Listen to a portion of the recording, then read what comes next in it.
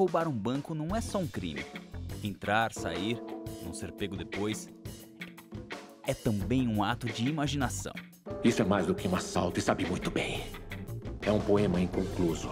Apesar do criador de La Casa de Papel dizer que a série não se baseia num assalto real, é difícil imaginar que a criatividade de assaltantes reais não inspirou os planos selvagens do professor.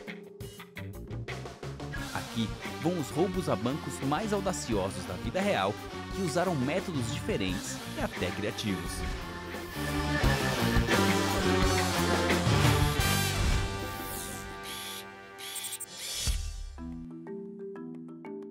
O professor pode encontrar qualquer veículo que um assalto exigir, e nisso ele não é diferente de outros ladrões de banco. Um dos veículos mais criativos foi usado em 2009 na cidade de Väsberga, perto de Estocolmo. Às 5 da manhã, um helicóptero roubado pousou no telhado de um armazém financeiro da empresa de segurança G4S e deixou um grupo de assaltantes com armas explosivas.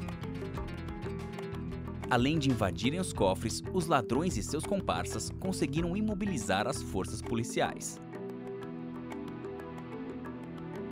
Plantaram uma suspeita de bomba no hangar da polícia, impedindo os helicópteros de decolar. Depois, bloquearam as estradas usando estepes. Os ladrões fugiram e largaram o helicóptero, mas 7 deles foram condenados um ano depois. E os 5,3 milhões? A localização da grana ainda ficou no ar.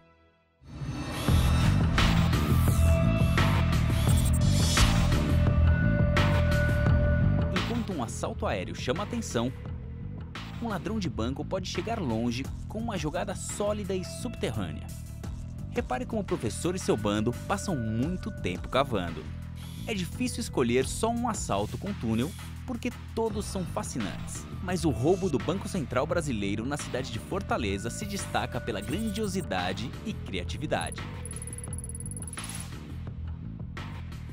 Começando em março de 2005, os ladrões cavaram 80 metros de uma casa alugada até o cofre do banco, entrando 5 meses depois, num fim de semana de agosto, quando os trabalhadores não estavam. O túnel era iluminado, revestido de madeira e tinha até ar-condicionado. A polícia estimou um custo de $200 mil na construção. E os ladrões prestaram atenção nos detalhes. Montaram uma loja de grama sintética com propaganda e até bonés promocionais para ninguém suspeitar de toda aquela terra escavada. Em poucos dias, levaram pelo túnel 3,5 toneladas de dinheiro por um sistema de roldanas que não podia ser rastreado. Quando o crime foi descoberto, a polícia achou um pó branco que a gangue usou para disfarçar as impressões digitais. Os assaltantes dispersaram em 11 carros em direções diferentes pelo Brasil. Alguns foram presos, um número impressionante foi sequestrado por outros criminosos e outros seguiram em busca de novos alvos. Mas talvez nenhum esteja à altura do que viveram debaixo da terra.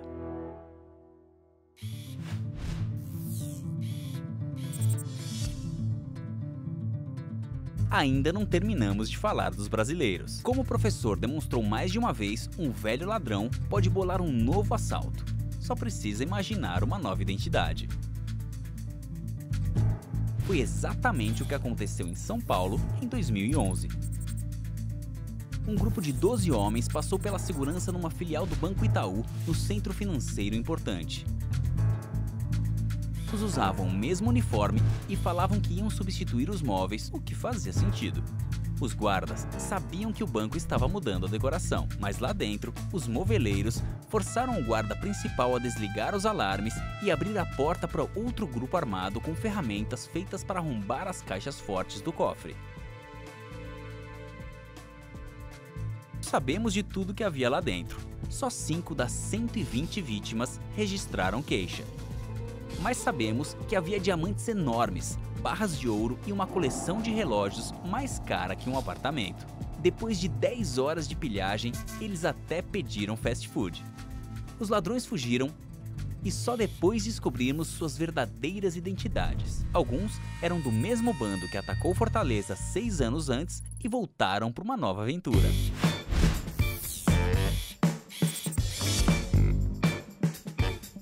só $400 mil, numa cidadezinha em Washington. Você pode questionar por que lembrar desse assalto. Mas imagina isso, foi um crime tão criativo que até o promotor elogiou o assaltante. E muito por causa do uso de iscas falsas. A isca falsa também faz parte dos métodos do professor. Ele já usou assaltantes como iscas, carros de fuga como iscas, assassinos do governo como iscas. Ele até construiu uma parede falsa uma vez. O professor seria um fã do bandido de Washington. Em setembro de 2008, ele postou um anúncio na internet oferecendo grana a paisagistas que deveriam aparecer no estacionamento de um banco usando colete amarelo, camisa azul, óculos e máscara de proteção. Na hora marcada, o ladrão chegou com a mesma roupa. Foi até o segurança de um carro blindado, jogou spray de pimenta nele e roubou uma sacola de dinheiro. Ocultado pelos outros paisagistas idênticos, o ladrão tirou as roupas de velcro e, não é piada, embarcou numa câmara de ar para boiar até um carro. Mas os sósias não impediram que a polícia identificasse o DNA na máscara do ladrão. Mesmo assim, um brinde à criatividade.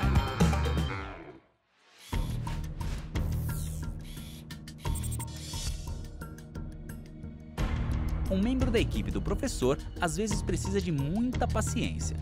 Outras vezes, precisa de muita explosão.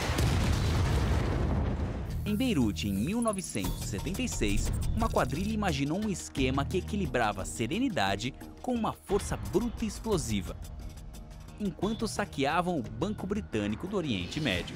Foi no meio da Guerra Civil no Líbano. Até hoje, circulam rumores sobre os culpados. A OLP é a principal suspeita, mas um partido político cristão e até a máfia da Córcega se envolveram. É uma mistura estranha, mas o plano era bem simples. Os ladrões explodiram a entrada do prédio. De acordo com o relatório, eles esvaziaram o saguão com granadas disfarçadas de morteiro. Mas outros dizem que eles estouraram um buraco na parede da igreja vizinha, que dava para o banco. Depois, com os arrombadores de cofres da máfia, explodiram a entrada dos cofres. Tipo, um monte de explosão. Mas os ladrões resolveram ficar uns 2 dias no banco, carregando 3 caminhões com a grana, protegidos pelas armas deles e pelo barulho da Guerra Civil. Então, se você acha que La Casa de Papel não é realista, lembre que depois de tantas explosões, nunca pegaram aqueles que explodiram o caminho de saída do Banco de Beirute com $210 milhões.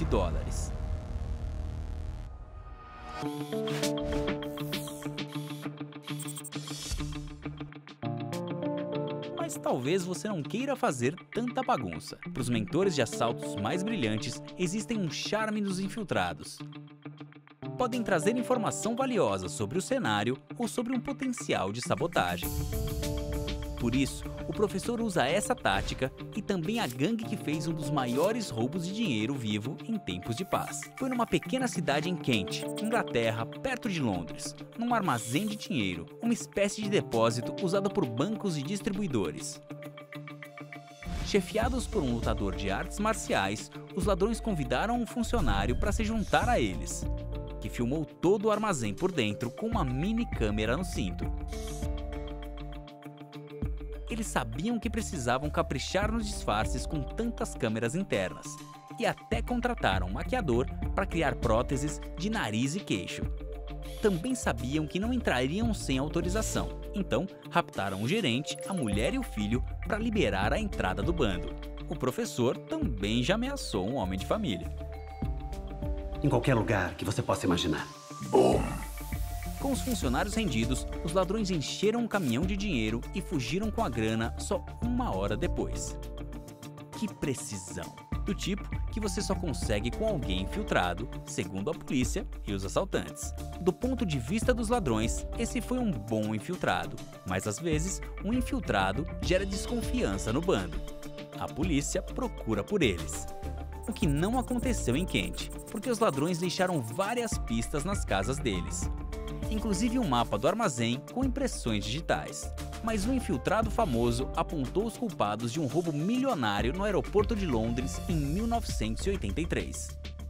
Então, infiltrados parecem um sonho no começo, mas podem virar um pesadelo no final.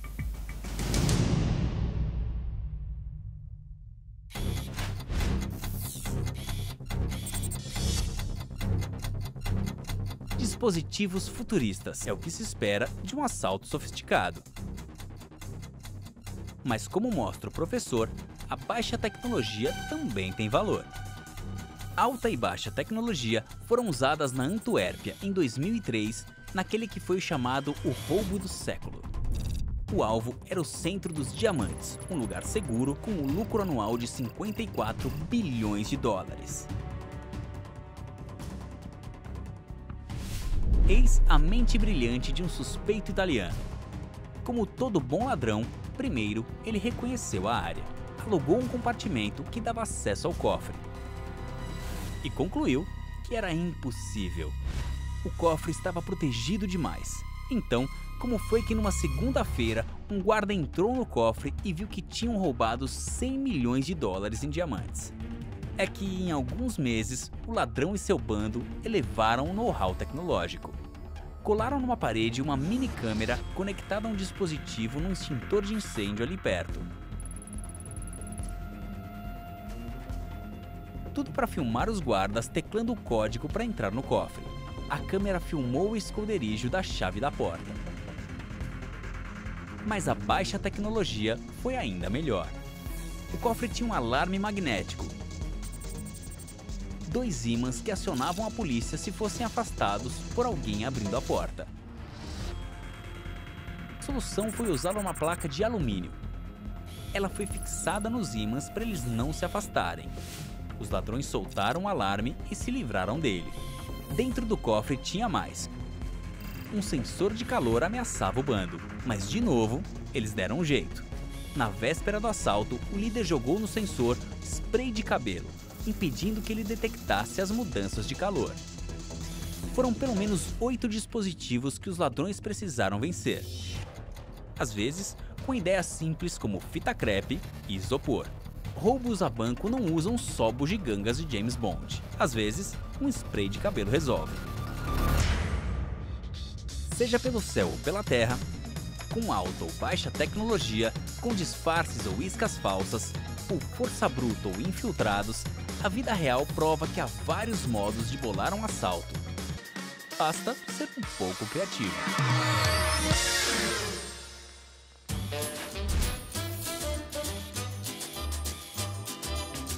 Depois de ver a série, a gente se perguntou, já existiu algum roubo por mergulho? A resposta foi, bem, não exatamente, mas chegou perto. Na Bélgica, ladrões usaram cilindros para nadarem no esgoto até um cofre. Em Washington, um ladrão usou equipamento de mergulho numa fuga aquática antes de ser pego. Parece que tem alguma coisa na água de Washington.